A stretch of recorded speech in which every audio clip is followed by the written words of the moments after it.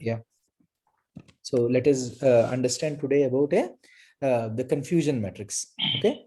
Confusion matrix is basically used for classification. So we already know that for classification, we have one matrix called as an accuracy score, right? So when we have accuracy score, why do we need another matrix called confusion matrix? So there should be some advantages that confusion matrix should possess over that. And that is the reason why we should have something else. Otherwise, accuracy score is doing a good job, right? So out of the total errors, it is telling us out of the total values, it is telling how many we have classified correctly, right? So for example, accuracy score goes like this. This is the actual, and this is the predicted. It's like 1, 1, 1, 0, 0, 1, 0, 1. Let us think these are the actuals. And my prediction goes like 0, 1, 1, 0, 1, 1, 0, 0. This is our prediction, right? So now we are going to calculate the sum. Sorry, no. Then we are first going to calculate the points. The points are like if the predicted is equal to the actual, then I get 1 mark. Then else I get 0 marks, right? Okay. So first I calculate my marks or my score. Then I'm going to say total points that I got, right? Divided by the total data points. That will tell 62.5. So my accuracy score is 62.5%. Okay, this is my accuracy score. So this is how we create an accuracy score. Okay. Okay. But so we're doing good. Like, I mean, so why do we need another report called the confusion matrix? Why should we add a complexity? The reason why we should add a complexity to this is because using confusion matrix, we are going to tell this. Imagine that our model, okay, let's say that I'm going to create a model like this, okay, my model. I'm going to say 1, 1, 1, 1, 1, 1, 1. Okay, my model is telling everything as 1. Okay, now shall we see the confusion? Now shall we see the accuracy score? So I'm saying it was my points is equal to if this is equal to this, give 1 mark, L 0 mark, right? Here you go. So now let us calculate the accuracy. That is sum of this divided by count of this. Okay. Again, what is my model's accuracy? Same. But in this process, okay, in this process, do you think my model has learned anything really? For every value, I'm giving 1, right? Yeah. For every outcome, I'm just giving true. I'm just giving the true class, right? Here, the model is trying to do something, right? It's like the model is trying to make some prediction based upon some data points, some learning and something. Here, I'm not doing anything. This is like this examination and the student is trying to work out some problem and then trying to give some mark. Okay. But here I am like what I'm doing here. For everything I'm marking as 1, I gave the paper and came. At the end of the day, if you see both of us getting the same result, right? Yeah. But the model is not really learning much here. Because for everything, it is just randomly putting the score as like, 1. So do you think this model is really helpful in real time? Right? There is no help. It is not helpful because it is not really learning. At least it might have been not properly trained. At least this model is not properly trained. Maybe with some more data or something, it might be trained well. But this model is like really, this is not really doing well because it is just predicting everything as 1. Right? So this is actually the problem with some of these models. So we should see whether our models are biased to a single class rather than, whether they are really making some predictions. These are also some things that we should really check. Okay. And for that, our confusion matrix plays a very important role. Okay. Then we can always go ahead and use the confusion matrix instead of the accuracy score, no? Yes, confusion matrix will give you more details than accuracy score. In fact, yes, that's true. In fact, accuracy score is a very quick way of finding out. That's all. But by using a confusion matrix, you can get more insights regarding your model's accuracy. Okay, so confusion matrix, yes, definitely it is better than an accuracy score, a simple accuracy score. Okay. So as a part of this confusion matrix, what we do is we define our outcomes in this way. Okay. Hold on.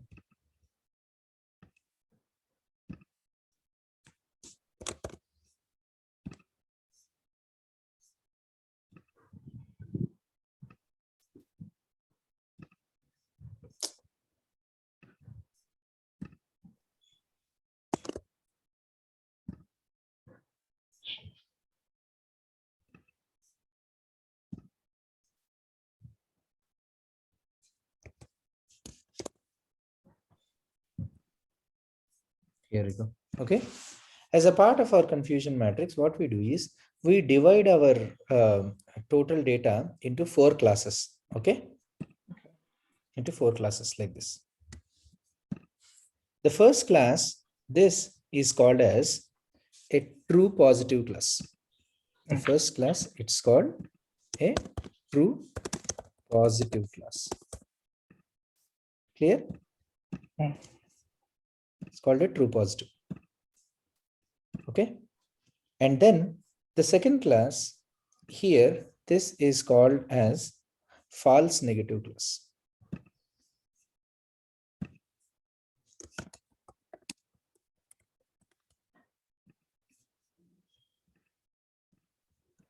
Okay. And the third class, it is called as false positive class.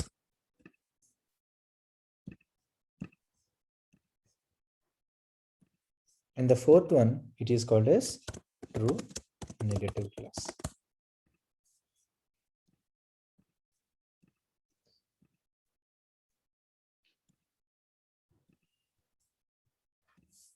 Okay, it is totally divided into 4 parts: true positive, true negative, false positive, and false negative.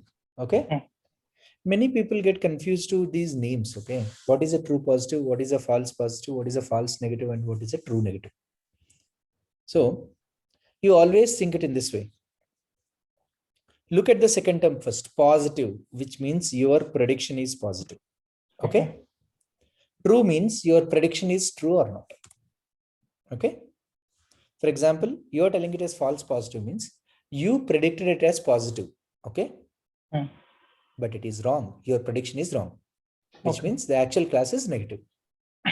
In this case, you are telling false negative means you predicted the class as negative, like 0 or fail. You predicted the student as fail, but your prediction is wrong. It's false. It is actually the student passed the examination. In true negative, it means you are predicting a negative class and the student actually is true. Yeah, that is right. The student actually failed, like that. Okay. So there are generally, we consider when any classification, we consider one positive class and one negative class, right? So here it basically tells what is our prediction, whether it is a positive or a negative class, and then it tells whether our prediction is correct or not. Clear? That is what is a confusion matrix. That's all. If you understand that essence, it is like, that's it. So let us see one simple example. Okay.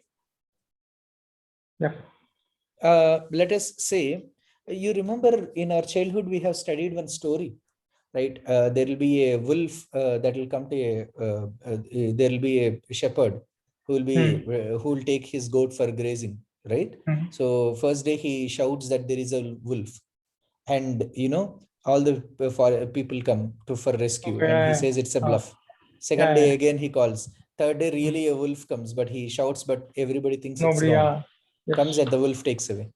In this case, let us say on the very first day, okay, he calls that there is a wolf. Okay.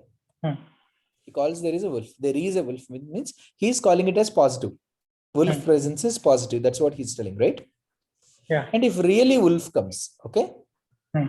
that is true positive. Okay. Yeah. He's actually shouting that there is a wolf. Okay. Maybe that happens on the last day. Okay. Hmm. He's calling that there is a wolf and the wolf has really come. Right. Yeah.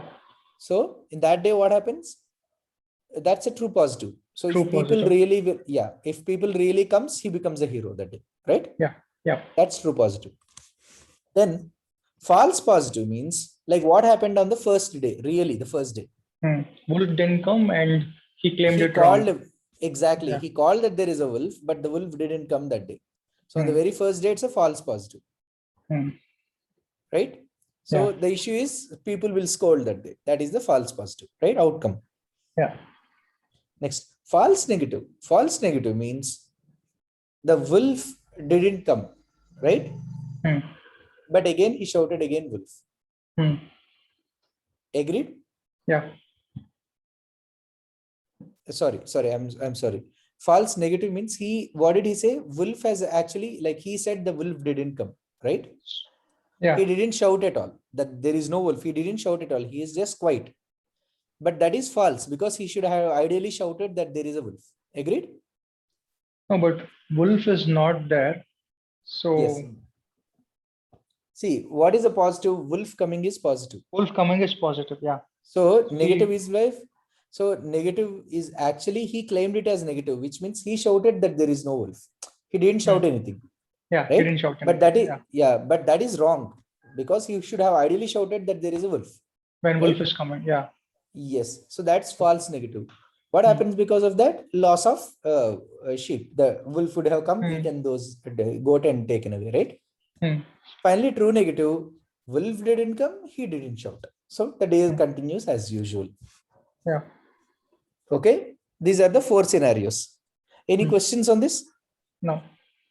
Now, in our class, we can actually divide every data into whether they are true positives or false positives or true negatives and false negatives. Okay. Hmm. Now, so let us see this.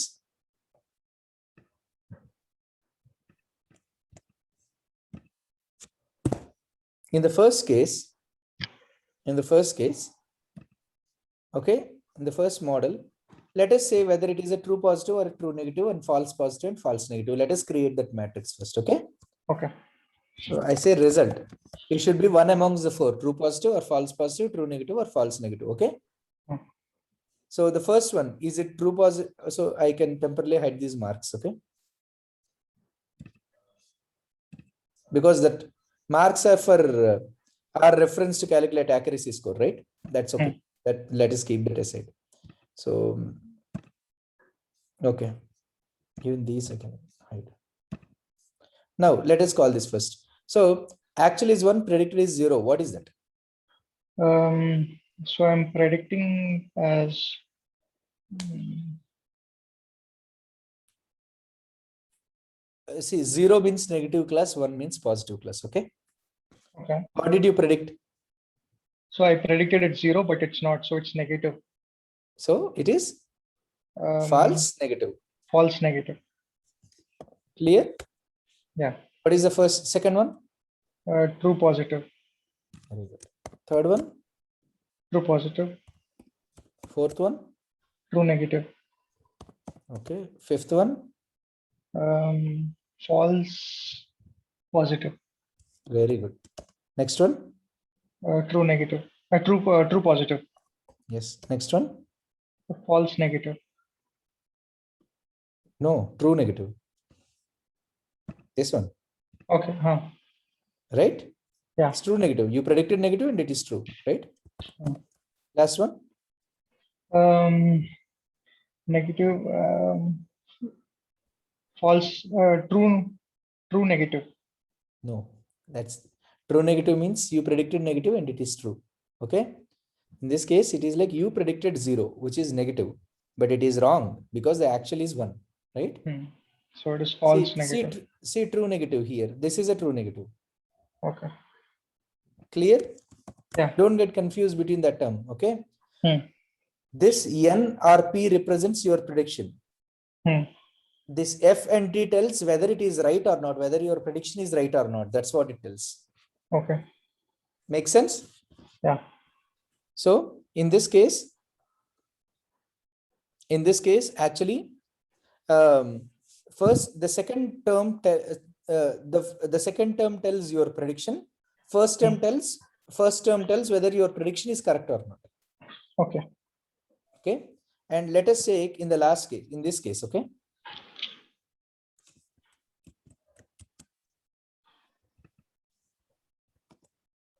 So in this case, can you tell what is true positives and true negatives? Okay. So in this case, it is true positive. Okay. True positive. Okay. Again, true positive. Okay. My prediction is positive, but it is 0. This is false positive. Okay. Very good. Same. Okay. Next. This is true positive. Okay. Next. Prediction is true, and this is false positive. Okay. Finally. True positive. Very good. Okay. For this model. So now let us create the confusion matrix for this one first. Okay. So true positive, false positive, false negative.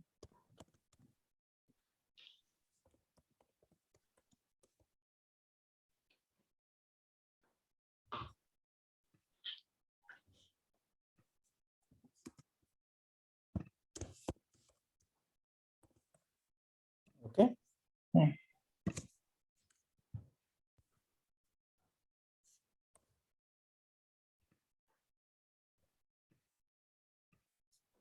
This is the confusion matrix. Okay. Let us put that as it is. So true positive is 3, true negative is 2, right? So this will be 3, this will be 2. I'm still going to say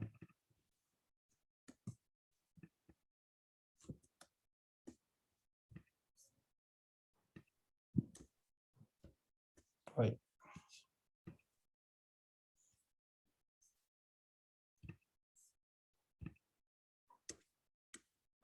Hold on. I'm still trying to understand so many options in this, which I'm still not getting. I don't know how to do that alt enter so that I can type in this. It's so basically okay. I'll type here. Yeah. Positive. Okay. And this is false positive. This is false negative. This is True negative.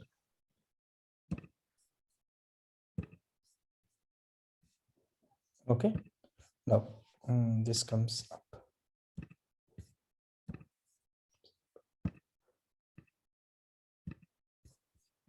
Okay. Now let us go back to our true positive is this and this. Now let's say our false positives are 1, false negative is 2. False positive is 1 and false negative is 2. Okay. Now you know in this case how your model is distributed with your data. Okay. So I'm going to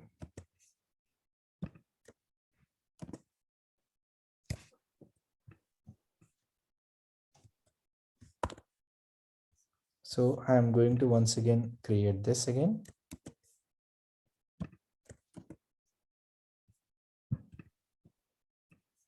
So that you know a difference between these two models. Okay.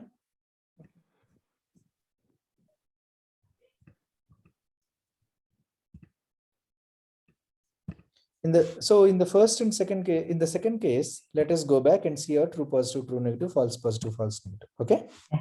So again, TP, FP, FN, TN. So again, equal to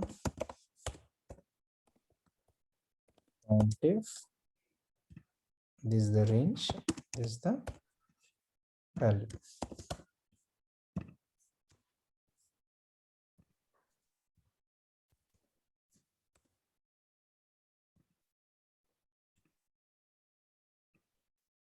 5300. Okay. Mm, mm. So false positive will be 3. This is 5.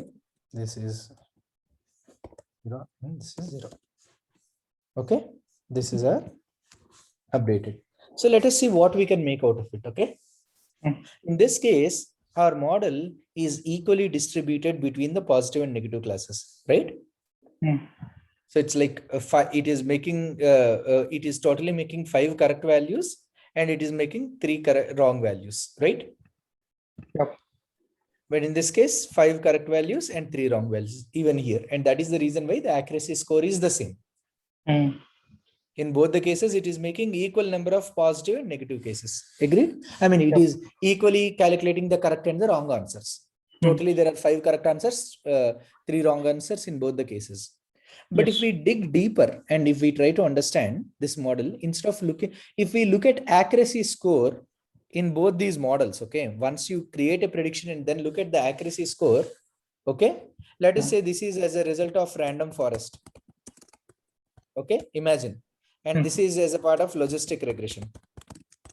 I'm just telling you an example, okay? Okay. You believe that both logistic regression and random forest are learning equally well. Agreed? If you are Yeah. looking at only accuracy score, because you make a prediction, then you make a accuracy score, then both say 62.5 for both random forest and logistic regression. So you are saying that, okay, both of them did a fairly good job, right? Mm. Mm. Because both are getting the same accuracy.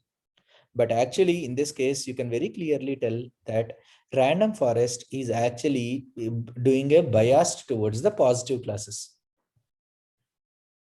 Yep. Yeah. So for everything, it is only going towards a positive class for some reason. Mm. Okay. But again, you can say that, what is it? But logistic regression is not like that, but it is not able to also very clearly classify the positive classes as well as random forest. Okay. Mm. Logistic regression is not able to classify the positive classes as well as it could, but random forest is not able to do the negative classification as well as this could. Okay. Yeah. And overall also, there are totally, in this case, if you totally observe, it has actually made, this is actually a false positive, which means ideally this should have been a negative, right? Mm. Because this is actually a negative, but you told it as positive and it is wrong. So ideally it is a negative class. Agreed? Yeah. So this one should have come here and this 2 should have come here. Right? Because this is actually a negative. You told it as negative, but it is wrong because ideally it should have been positive. So maybe what you can actually think is all these 5, okay, are correctly classified by our positives, true positives. Mm. Agreed?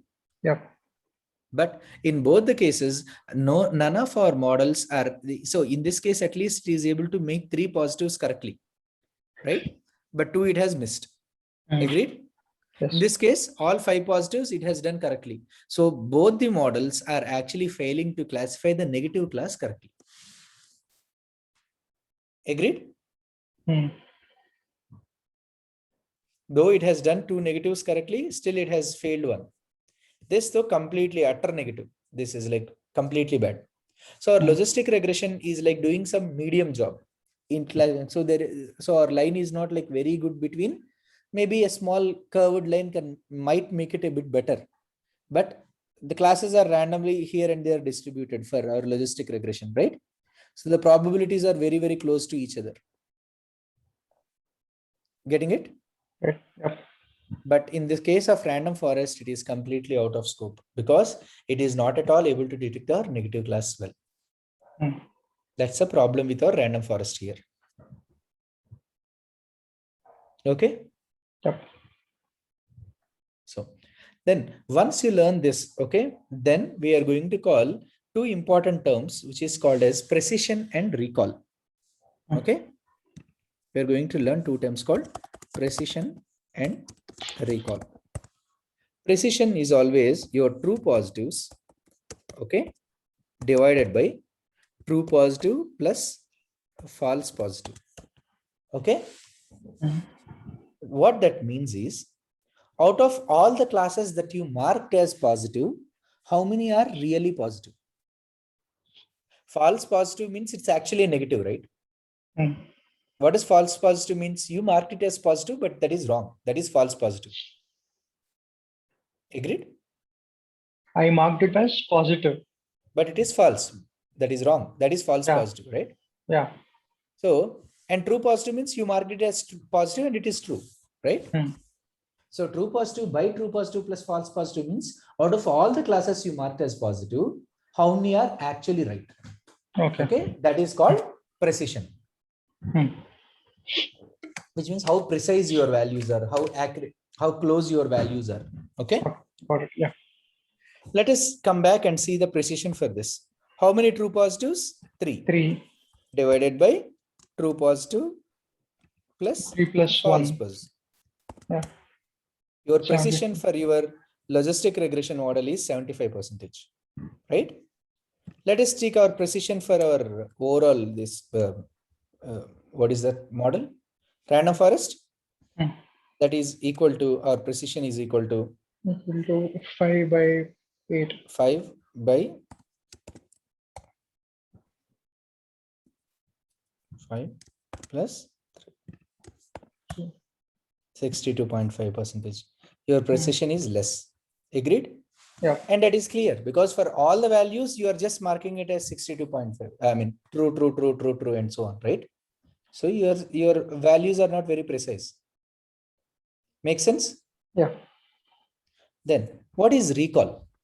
Recall is true positive divided by true positive plus false negative, which means out of how many that are really positive classes, how many are you marking it as positive? False negative means what? You marked it as negative, but that is wrong. It is actually true, right? Hmm. So out of really positive classes, how many you marked as positive? Okay. Okay. So that is equal to true positive divided by true positive plus false negative. False negative. So that's 60%. Agreed? Hmm. So our recall in this case is 5 divided by 5 plus 0. 0. 100%. That's your recall. Because for all the positive classes, you mark them as positive only. Not even a single positive class, you missed it. Right? Yeah. So any positive class was not treated as a negative class. Agreed? Hmm. So for all the positive mark classes, you perfectly marked as positive, but for some negative classes also, you marked as positive, right? Yeah. So within the positive classes, you have not missed anything. That is the reason your recall is negative here. Make sense? Yep. Our model here has extremities, very low precision. Your model has a low precision, but your model has a high recall. Agreed? Yep. Sorry.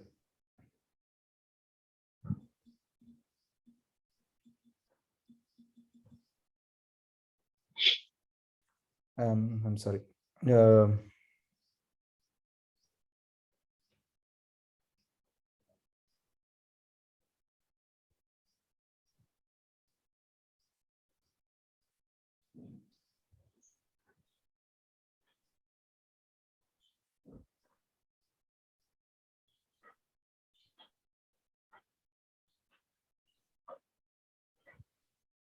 I'm sorry. So that is about our precision and recall. Okay. So there is So actually, yes, lower the sure. recall, the better a model is. Not like always the lower the recall. Okay. It is like what does recall actually sells? Out of all the positives, Really how many did positive. you mark as positive, right? Yeah. So ideally, an ideal system should be the one where your precision and recall will always be higher. Okay. Here, high precise and high, what I can say, high precision and high recall. That is what is generally expected, right? For example, if your actuals are completely equal to your predicteds, okay, then what happens? False positives will be 0. There will not be any false positives only. False positive means what? It is actually positive, but you marked as wrong. That will be 0, Yeah. right? Because Yeah. you didn't mark anything else. So it is true positive by true positive, which is 100%, right? 100. Similarly, recall is exactly in this case. true positive by true positive plus false negative. There is no false negative also. In that case, again it is TP by TP. TP by TP, 100%. Yeah. In an ideal scenario, it will be like you need both of them correctly, but that doesn't generally happen. Okay. Okay. Yeah. And finally, you have something called F1 score. Okay. F1 score is equal to 2 into precision into recall. Okay. Divided by precision plus recall. So first calculate precision into recall by precision plus recall. Okay. Then multiply it with 2. It is actually called as the harmonic mean between those. So first let us calculate in this case, this is equal to, I'm just taking these percentages back to numbers. Okay. So it's easy for her. So that is first precision into recall divided by precision plus recall into 2. Yes. This is our F1 score. This is this is generally considered as the harmonic mean. Okay. So similarly, you can also calculate precision into recall divided by precision plus recall. Okay, your F1 score is this here. Okay, it is possible because you have a very high recall. That is the reason why your F1 score is higher for this model. Clear? Yes. Yes. So this is what is a various metrics that actually tell about our model. Okay.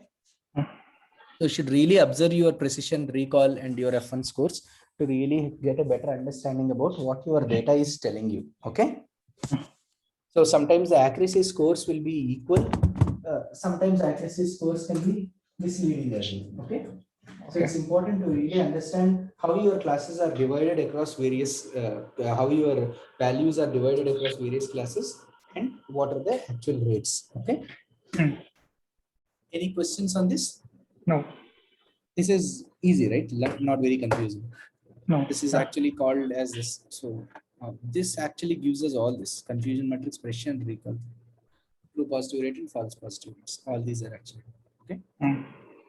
They are pretty simple, but the thing is you should always remember these perfectly, which is these classes.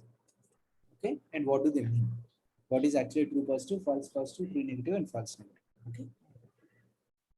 And if you observe this diagram, the first row always speaks about positive classes. Okay. It always speaks about positive.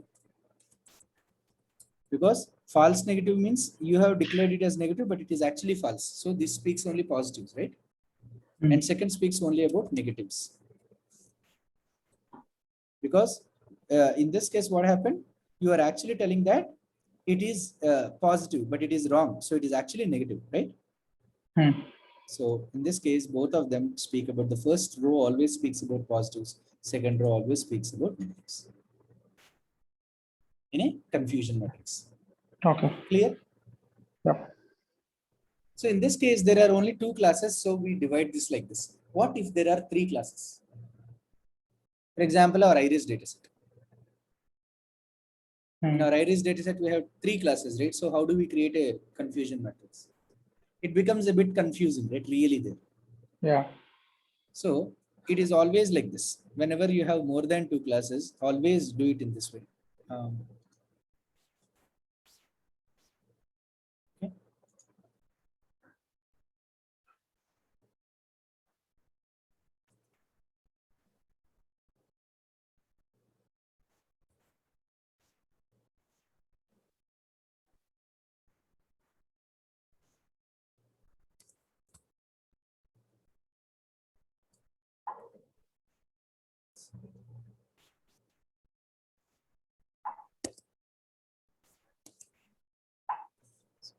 So we have 3 bar 3.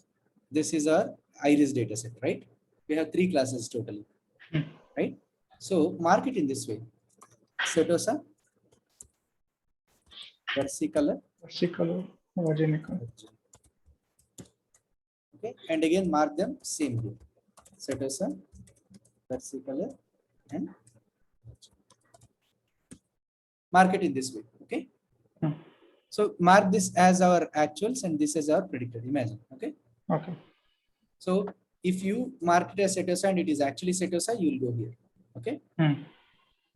So how many are actually Setosas and you mark it as Setosa? That will go here. Okay. Hmm. So if you look at this, the first row, it always speaks about positives, right? So it should always tell about our positives. Our column should always tell about our positive, or actually positive values, right?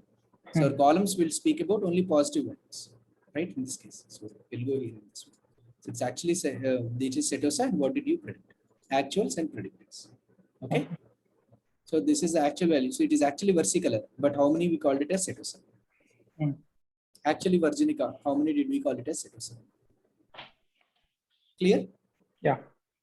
So in that way, we create a confusion matrix to show our like I mean within a 3 bar 3 or 4 bar 4 or a 10 bar 10 also we can create it in this way. So out of all the Setosas, how many did we show as Setosa? Imagine out of 150, let us say that 50 are Setosas, right? Hmm.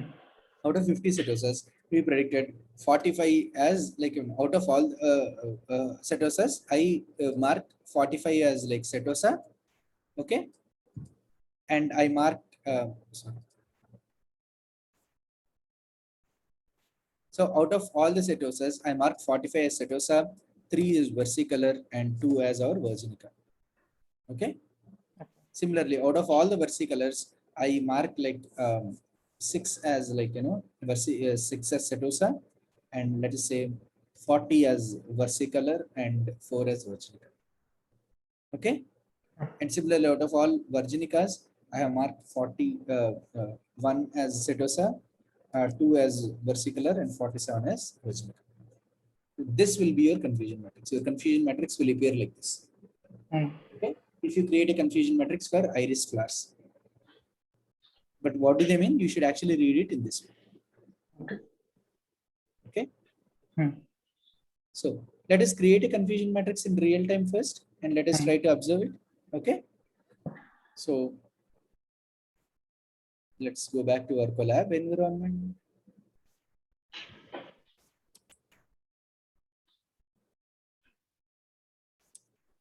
Are you able to see my screen or not? No. Hey, then am I not sharing all this time? No. Now I could see the Excel. Okay. Okay. Now I can. Okay. So again, iris confusion matrix. Okay. So let's let it get initialized. Okay.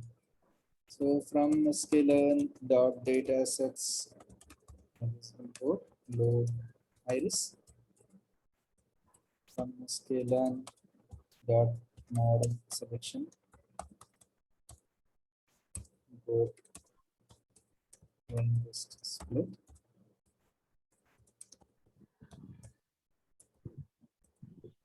from scalar dot matrix import. We used to import accuracy score, right? Hmm. Let us do confusion matrix also. Okay, and from scalar dot linear model import just okay. So now iris is equal to x is equal to iris dot data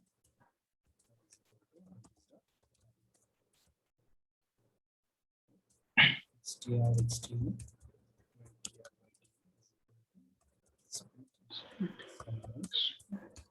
size.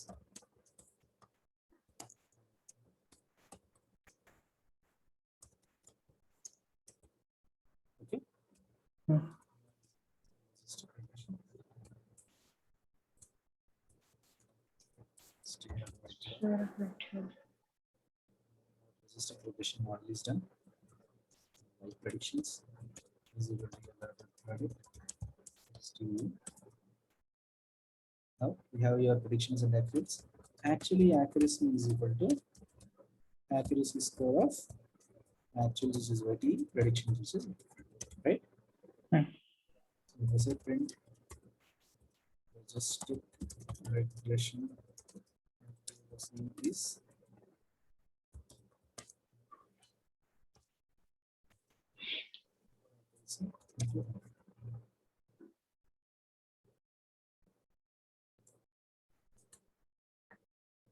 right, 100% in this case. So now, since accuracy is 100%, it means all my predictions should be perfectly equal to actuals. Yep. But let us see how many positive classes, negative classes, all that stuff. So, I mean, how many are correctly classified and how many are wrongly classified and all. So let us create our confusion matrix for this. So confusion matrix of my actual values, which is YTE, predicted values, which is Y prime. Okay. It creates a 3x3 matrix, you see. So the total values are 8 plus 4, 12 plus 3, 15. Agreed? Yep. Why it is 15? Because our XTE contains 15 values. Because out of total 150 values of our X, 10% is testing data, right? Only for that 10 out of 150, 10% is 15. Only for those 15, we created a confusion matrix, right? Yep. Because Y test and Y pred, these are 15 values, right? So for those 15, we created a confusion matrix. Confusion matrix. So it actually tells that the 3 values of setosa are correctly classified as setosa.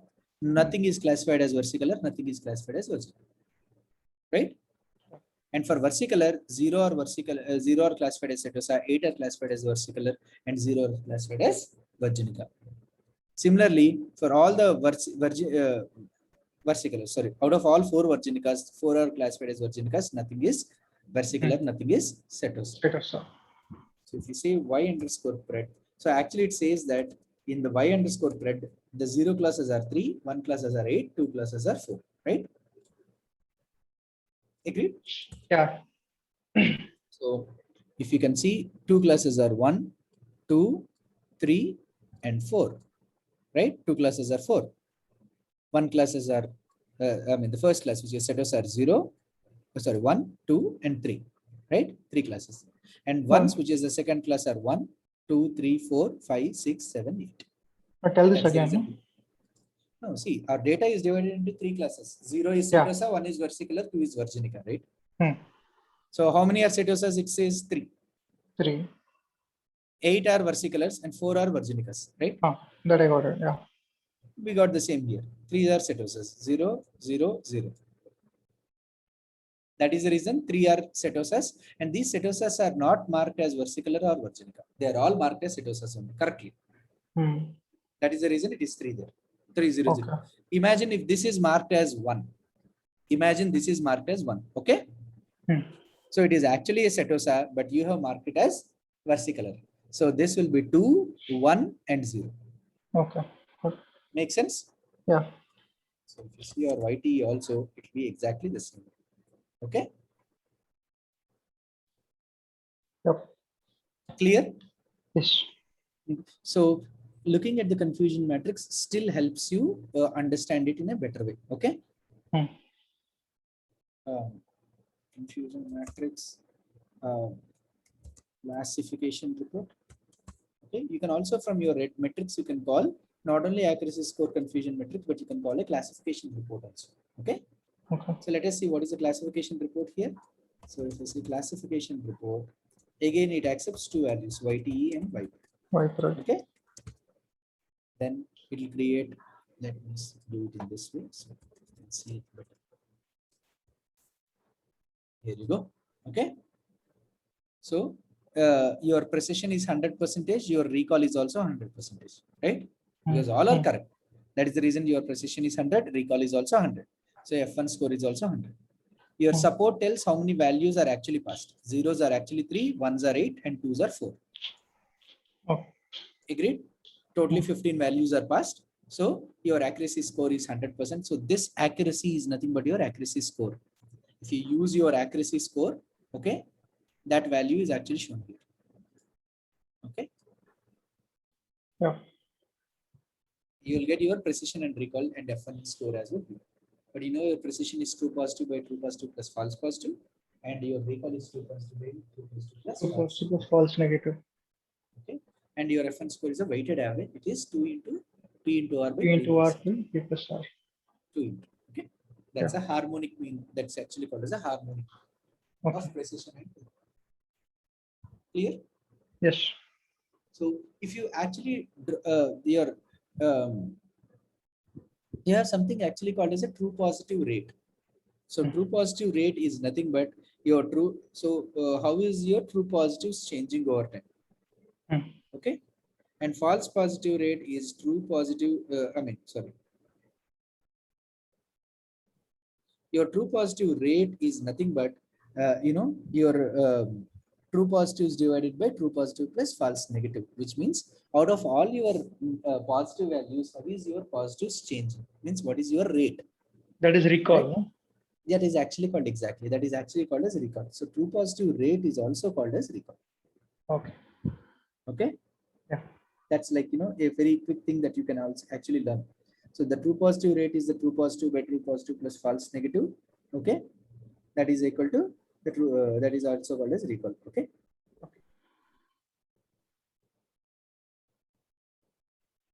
At true negative, like for example, true negative rate is considered as sometimes it is also called as, some people call it as specificity. Okay.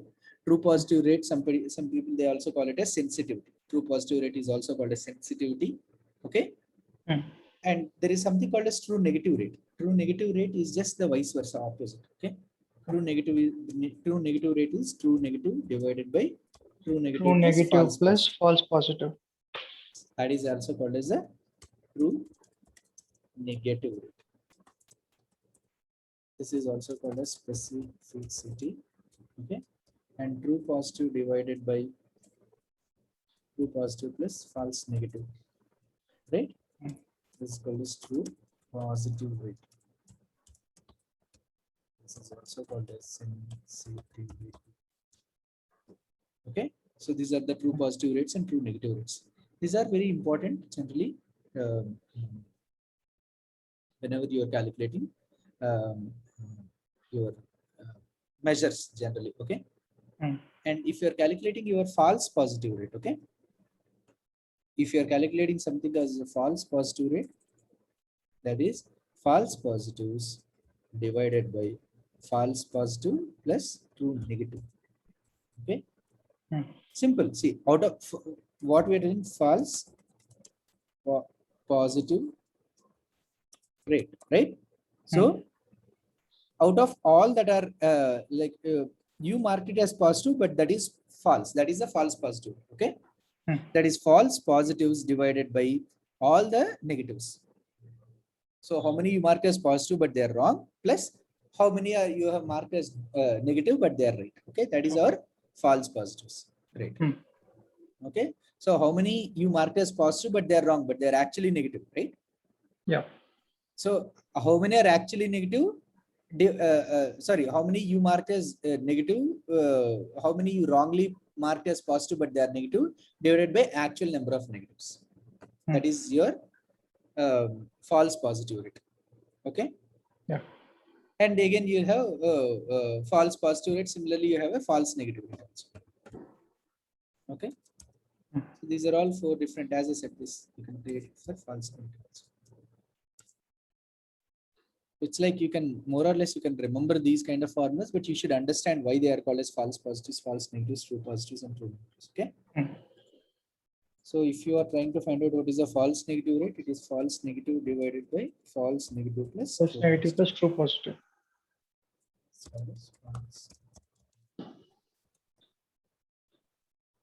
Okay, is this Yeah. clear? Yeah. So these are some of the very important metrics that you should actually that you should really understand. Okay. Now, it is very important that they are generally your false negatives are generally your false negatives. Let me go back to this. Since this particular false negatives, they are generally called as a type 2 error. Okay. And false positives, they are generally referred to as type 1 error. Okay. So please note it so it will be easier for you. Okay. So they are generally called as type 1 error, and these are generally called as type 2 errors. Okay. False positive is type 1 error, false negative is generally referred to as type 2 error. Sometimes, like maybe in interviews, they might ask you what is a type 1 error and type 2 error. Okay. So don't just get confused between those names as type 1 error and type 2 error. It is nothing but what is this? It is nothing but false negative and yeah. So, and finally, it is also there is one more interesting point which is called as a ROC curves. Okay. So they are also called as receiving optimistic character. That is ROC. AUC are called area under curve. That is called ROC AUC curves. Okay. So this ROC AUC curves are also like pretty. This ROC curves, they try to give a trade-off between your true positive rate and a false positive rate. Okay. Or simply to say between your precisions and recalls also they try to give a trade-off. So what do we do as a part of that? So first we calculate our true positives and false positives. Okay. Then we calculate our true positive rate. Okay. Because if you have your true positives and false positives, you can calculate your true positive rate and false positive rate, right? You calculate your true positive rate and you calculate your false positive rate also. Okay. You calculate these, all just you need is true positives, true false negative, false positive, and true negative. So if you have those four, you can calculate your true positive rate and false positive. False positive rate. Agreed? Yeah. So then you can, so once you get actually these, you can actually plot a graph between your true positive rate and false positive rate. Okay. Okay. So you can actually see that, like once you draw a graph between your true positive rate and false positive rate, the graph shows how your values are ranging between your true positives and false positives. Okay, so that particular graph is actually called as a ROC curve. That ROC curve will actually tell you how your true positives and false positives are varying across your data. Okay. Okay. So, I mean, you need not worry much about it, but it is just important to know that it is actually a graph between your true positive rate and false positive rate. At least, so that should be, because in reality, yes, we do draw it, but not very widely used. But at least like these are like so commonly used actually. The true positive rates and false positive rates. But it is good to know your false positive rates and true positive rates and what is an ROC. It's called receptive. Receiver optimistic character. Receiver optimistic Curves. character. Yes. Let me even okay. Let me even confirm that. See if we long term.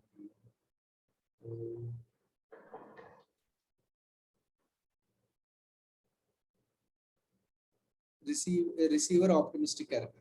Yeah, receiver optimistic. The other one is AUC. Yes, AUC is called area under. ROC is called receiver sorry, receiver. I'm sorry. ROC is actually called as the receiver operating characteristic. Operating or optimistic? Operating. My bad. I'm sorry. It is actually receiver operating characteristic. Receiver operating characteristic. That is called ROC.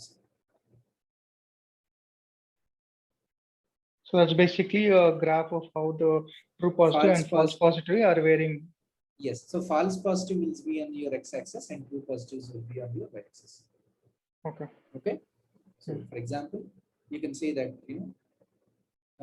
your false positives on your here. Imagine that you have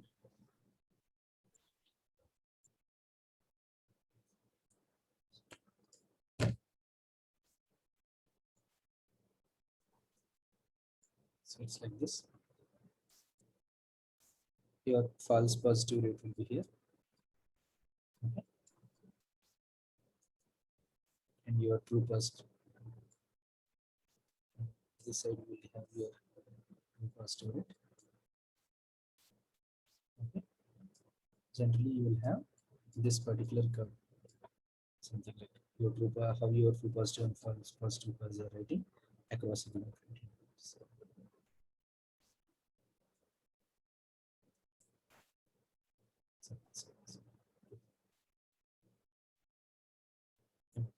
Okay. So at any given point of like some threshold, you can also see. Okay. They can be maximum between 0 and 1 only, right? And it's like, because all these are percentages, right? They'll be maximum between 0 and 1. So as these values are ranging, so how is your true positive and false positives? That will be shown by this particular curve called RC.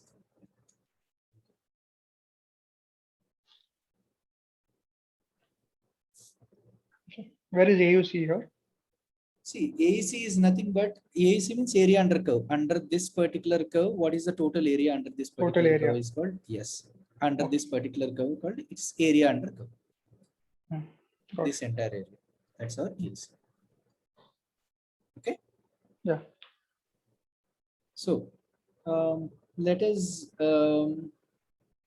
So that's a good introduction to what we call as an ROC AEC curves and why they are actually how are they even classified, or how do the key concepts work for ROC AEC curves. So any questions in this? No. It's important for you, as I once again re-emphasize, to really understand true positives and false positives, true and false negative. Because if you understand those four well, then it's like you can understand all of these at a much better pace. And it's also a good thing that you can actually receive these, understand these particular four concepts. Okay. And then what is your precision and recall? Okay. Okay. So that is your so that's like our introduction to these terms. Okay. So I think like with this, I think we can wrap up for the day. Okay. Sorry. Let me see if we have any other things that we can cover. Just give me a minute, please. Sure. Something that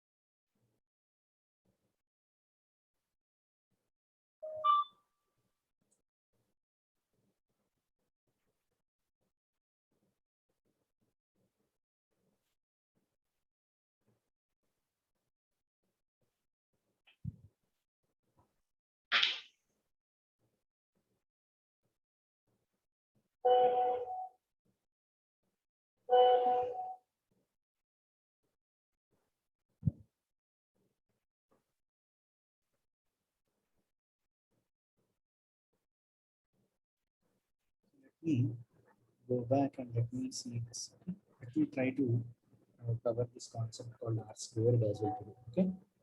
Okay. So let me take one data set for this. In this case, let's take a data set. Okay. And we're going to see that this is our y and this is our h of x. Okay. And this is for regression, which is continuous data. Okay. So my actuals, my y is like, let's say 45, 47, 49, 51, 53, 57, 59, 60. This is my y. Okay. My h of x is equal to 44, 48, 53, 52, and then 57, 59, 54, and then 63. This is my h of x. Okay. This is my h of x. So now let us calculate this. So what is our error? Can you calculate the error in this case? Yeah, actual minus the predicted. So I'm calculating squared error. Generally, we calculate squared error as a matrix, right? So squared error is nothing but it is power of predicted minus actual The actual. whole square. Agreed? Yep. This is the squared error. Okay. And then let us calculate one more aspect. Okay. The other aspect is, let us calculate our average of y. average of y. Okay, that is average of this value. Now, in this case, we are going to calculate how far the actual value, how far these values are actually changing from our, sorry, how far is the values in y changing with respect to the our average? Okay, how far our actual y's are changing from the average, which means how much variance is available in our data. Okay, that is equal to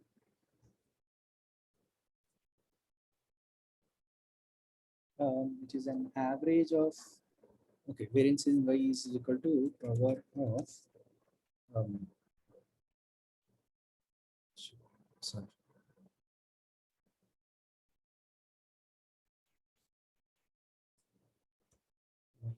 this. Okay, speaking about this, it will be always fixed. Agreed? Why are we taking Because the power? Squared, I'm squaring it. Okay. Okay.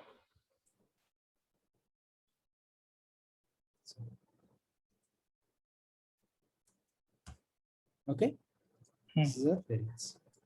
But then we are going to calculate the average squared error. Okay, MSC, the mean variance.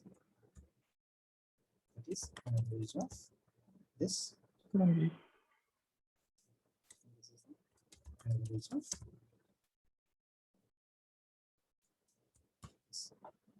Clear so far? Yes. Any questions? No. Now what I'm going to do is I'm going to calculate my mean squared error divided by my change in the variance. Okay. And now my r squared value, okay, is going to be 1 minus this particular value. Okay. This is going to be my r squared. Okay. One second. Just give me a minute, please.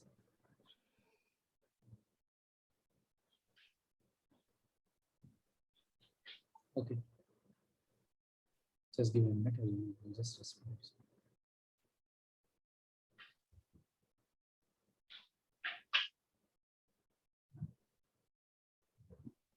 Okay. So in order to calculate the r squared value, all that you have to do is first you have to calculate the variance within our data set. Okay. Hello. Yes, I First, you can. need to calculate the variance in your data set. And once you calculate your variance in your data set, then you are going to calculate the mean squared error also. So in order to calculate the mean squared, you need your h of x and y, right?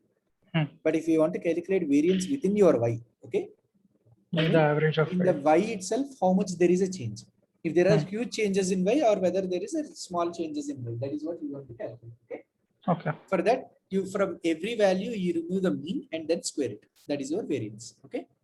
Then we are taking the average variance, and then in the next step we are dividing the mean squared error by the mean variance.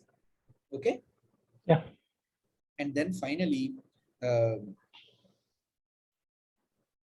sorry, in the last step, what we are doing is we are doing 1 minus the mean squared error by mean variance. Is that clear? Yes. So this is actually called as the r squared value. Okay.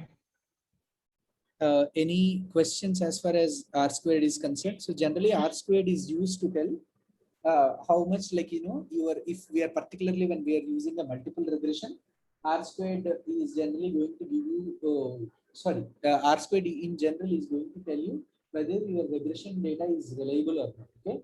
Higher the r squared value, the more the reliable the results are, because their values are like our predictions are also hovering around the mean, so our values are more reliable. R squared value. If we have a very less r squared value between a model, then we cannot make a very good prediction out of it, or we are not, our values are not very much reliable. Okay. If there are outliers in this, when we are taking the mean, it will also vary, no? Ideally, yes. So if we are taking outliers, your variance itself will be very high, right? Yeah. Yeah. So since variance will be very, very high, then what happens? This value becomes overall drastically, it becomes low. Okay. So ideally, you shouldn't consider your outliers in your data. Okay. So then there is also another concept called your adjusted R square. Okay. There is a concept called adjusted R square. Adjusted R square will actually do something like this. So in this case, let us say we have your Y has totally two features. Okay. We have totally two features. Okay. Okay. And there are totally 10 samples. Okay. The totally 10 samples. Then your adjusted R square is going to be, let me,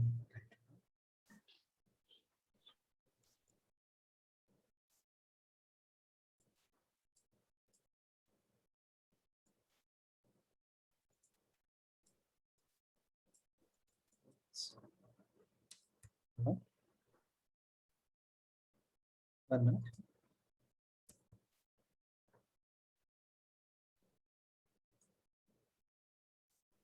Okay. So your R square, okay, your R square is equal to 1 minus, you can call it as the sum of residuals. That's what you call. Residual is nothing but our error. Okay. You call it as sum of residuals divided by sum of your total variance.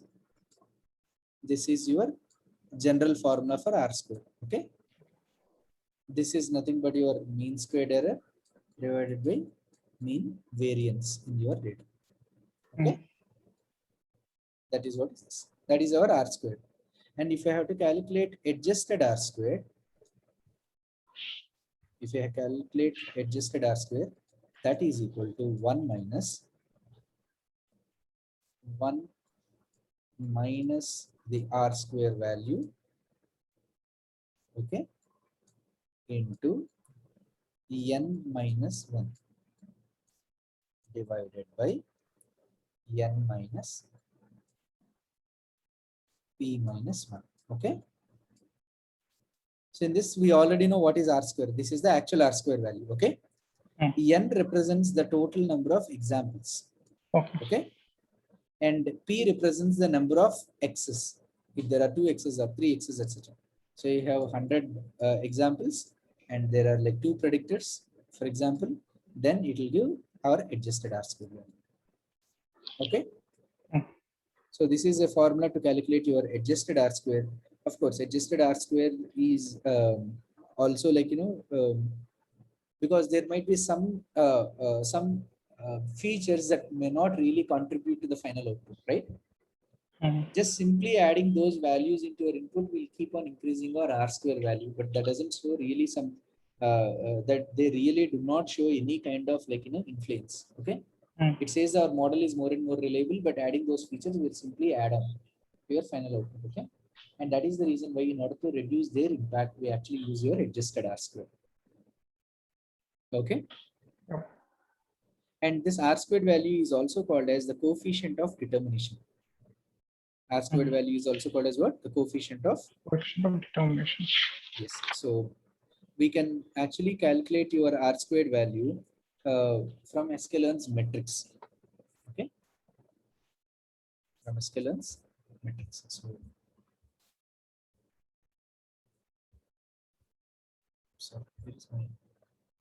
So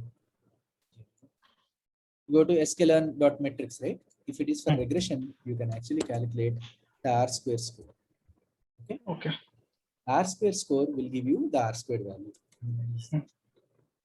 Adjusted. This is adjusted R squared. Let me check for it. Okay. But R square score will give you the this R2 score will give you the R square score for your linear regression. Is this clear? Yeah. So that's it. So you can have your actual values, and if you have your predicted value, for example, let us say that let's say that you are importing this. Okay. Let's say that you have your y true is equal to, let's say, a matrix of 2, 3, 5, 7, 11. Okay.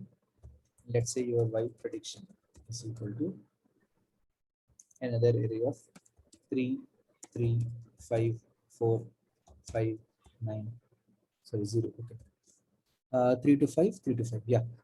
Okay, this is our matrix. Okay, then you can actually calculate your mean squared error between these two using m Yes. mean squared error, right?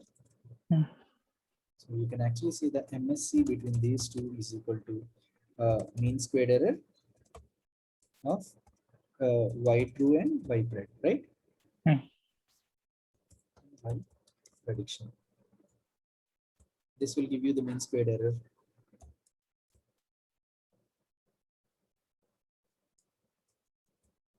This will give us the mean squared error. The mean squared error between this data is 2. Okay. Mm. But if you give the r square value of these two, again we need to pass these same values. So y true and y prediction. Spelling. Oh, sorry, yeah, sorry. Y underscore true. Sorry. Okay. No, This will, why? why? Hey, Why? come on, what is happening? Sorry. So here you go. This is our r squared square. Okay. Mm. Get like if you plot your true values and predicted values on a particular graph. Okay, so in order to calculate r square, you don't want anything. First you calculate the average of these values and see the variance within our y, right? Mm. Then you make your predicted values and see how far is the predicted value is greater than the average, like towards your average. Mean Mm. squared error will tell only this part, but r Yeah, squared error actual will minus. tell yeah, prediction whole square. But this is Mm. calculating the actual prediction minus prediction whole square divided by the variation within y. Okay. Yeah. Agreed? That will Yes. tell the impact of these features onto the final. Okay. Mm. So a high correlation will definitely tell that the features are impacting the final. Okay. Yep. Any questions on this part on how to implement these?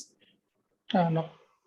It's important that based upon your metrics, if you are using regression, you timely implement this R squared score as well. And if you are using classification, you are implementing your confusion matrix and classification. Mm. Okay. Mm. Okay. So except for P score, I mark this topic as complete. Okay. Just Mm. like, for a quick reference, I'll just mark them as complete. So we know that it is done. While we're dealing with some topic, I will explain a P value. Okay. Or is TPR, FPR? True positive rate, false positive rate. Okay. Okay. Okay. Okay. Mm. So I just, though I mark this P value as done, okay, or I didn't mark it, or let us leave it. Okay. Let me do that. Why do this? Okay. Mm. So I will just for a reference. Okay. So we know that, it is done.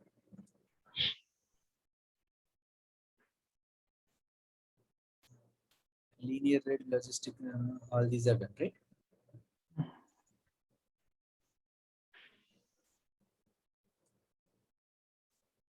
Okay.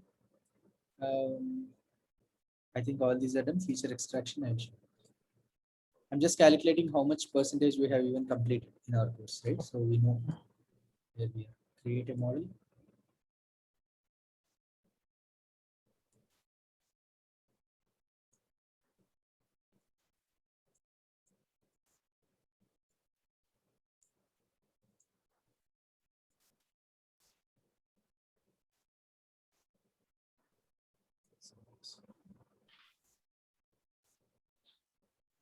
Okay. And some parts of NumPy and sklearn, I think some parts of it we are like okay. So I'll move this, but still we have some work to be done in pandas again. Okay. Okay. And sklearn though, but keras I think like we are, because that's what for neural networks, at least for our course stage. Okay.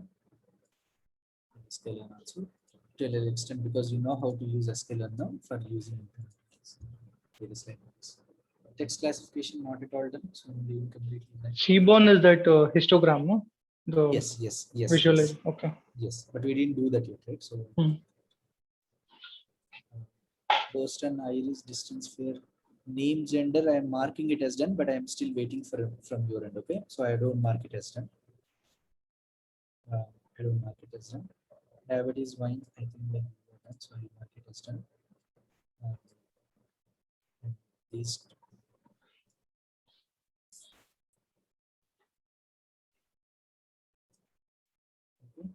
March just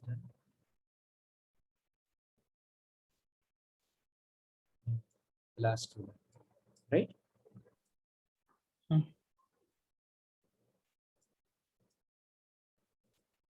Okay. That's all, right? Nothing else. That's all. So we'll take one more day to understand these plots. Okay. Okay. One day to understand all these plottings. So we should be good with plotting. So we'll have a basic good understanding of plotting. And one day about models, saving and loading a model, overfitting, underfitting, and text classification. I'll take one more day for that. Okay. Okay. And then I'll speak about lasso ridge regression. They are also called as L1 and L2 regularizations. Okay. So it's very similar to linear regression. So don't worry about it. They're very easy. So we'll speak about L1, L2 regularizations and ransack regressions. Random sample consensus. It's called ransack. Okay. Yeah. We'll speak about it in one more class. So in few classes, okay, your almost all your question, almost all your data is going to get completed. One class will speak about p-values. Okay. As a bonus, I will try to give you some data about time series analysis. So you will have some idea about time series analysis. Okay. Yeah. In introduction to time series analysis, that should be this. But that will make our classes more or less all our entire classes complete. Okay. So it's like we are almost like nearing our um, end. We are coming closer to our end. So it's important for you to start putting more and more emphasis on, as I said, visualization I can actually cover in a day. It doesn't take the entire thing. Okay. Yeah. Also, I can clear this, and this in another single day. So it means like in 2 classes, these all will be done. Okay. And in one more class, I can actually take this. So it's like, and feature extraction also, because feature extraction, I kept it blank so that I can do text processing. Okay. Okay. So if that is done, this you will understand this also. So it's like in the next 3 classes or something like that. And of course, while explaining, I will take some time to explain the p-value. Okay. So within like few classes, 3 or 4 classes going forward, it's some classes will be done.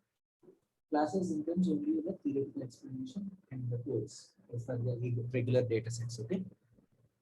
So from there, for next 3 or 4 classes will be completely up to you for practicing the data sets and getting that. Okay. And finally, we'll analyze our COVID death data set using the example. Explain you the project. My voice is fading. Sorry. So this COVID-19 deaths is one project that you can also put in your CV. Okay. Time series analysis model, but I will explain you. Okay. Do time series analysis that you can portray as a bigger project in your resume. Okay. This Ames house tracing and Titanic survival disaster are your Kaggle data sets. That is also something that you can put in your CV.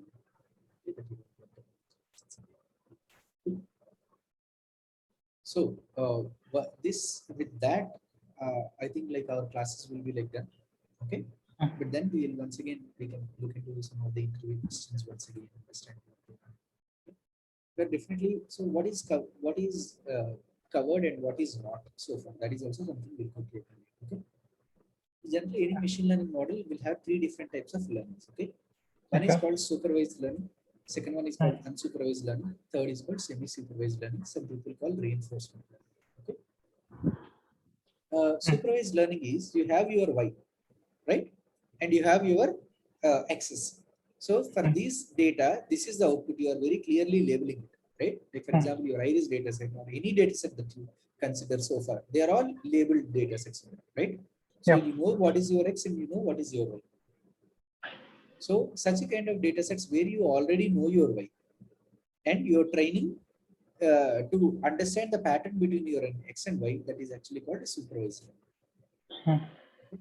In unsupervised learning, there will not be any Y at all. There will not be any Y. It will just be data.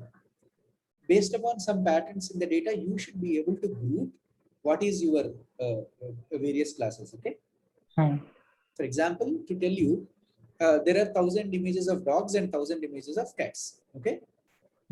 You are creating a neural network to identify which image is a dog and which image is a cat.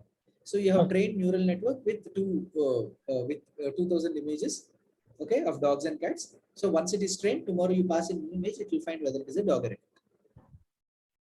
right? Yeah. So that is supervised learning. In unsupervised learning, you'll have 2000 images. Nothing is labeled as a dog or a cat. Okay, nothing. It's not labeled as a cat or a dog. 2000 images will be thrown forward to that machine. It has to group images that are similar. It has to divide it into multiple classes based upon the similarity between images. Okay. Okay. So maybe ultimately it will divide it into two groups or two classes. Okay. So it is not named as anything because it doesn't know any name or anything. It divides into two classes. You can name them as dog, one you can name as cats. That is unsupervised, where you do not have any of your output. Okay, you do not have your classes labeled, but the model should be able to label them. That is actually called as unsupervised learning. So there is definitely one issue with your unsupervised learning. Definitely, the unsupervised learning is like it may not be very much accurate all the times. Okay, still we are in the process of developing, but unsupervised learning has a lot of advantages. Already, unsupervised learning is also already in effect in practical applications. An example can be like your recommendation systems when we are using YouTube or when we are using a Netflix or when you are using Amazon. You buy a product, they say people have bought these items as well. It's not like, how do they actually recommend it? Imagine, for example, imagine that, you are watching a movie in Netflix, okay? You watch a movie, initially you will watch various different kinds of movies. There will be randomly movies that will be thrown across genres to you, okay? You will start watching few movies, okay? Based upon the movies that you watch and the runtime that you watch for every movie, okay? They'll actually look at the time you spend on the genre of a particular movie, okay? So as you watch more and more, imagine that you see romantic comedies more and thrillers more, okay, and science fiction. These are your type. Okay? Maybe my type is action thrillers and dramas that can be mine. And so on. Okay. Now they actually categorize the people in these groups. Okay. So basically, after you watch more and more movies, you will be more and more categorized in specific group based upon your interests. Yes. There can be some odd movies which that doesn't necessarily mean you shouldn't watch a drama. You can watch, right?